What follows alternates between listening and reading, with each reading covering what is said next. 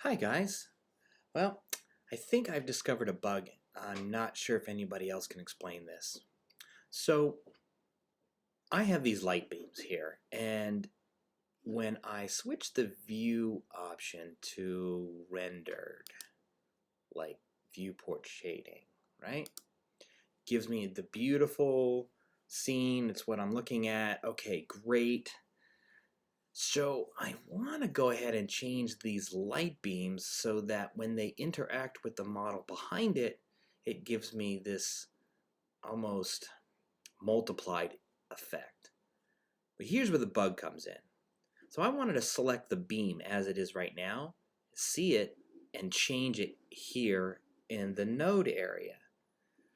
But unfortunately, when I go to actually click on the model part of this beam, lo and behold, everything disappears except for a few objects. I can't explain it. I actually have to quit the program and open it back up, and then I'll be able to see it again. But then I have to go into this particular view. And now, as you see, I'm trying to click on these objects and I can't see it. It won't allow me to select it. And over here underneath this, as you can see, the circles are not showing up with the icons.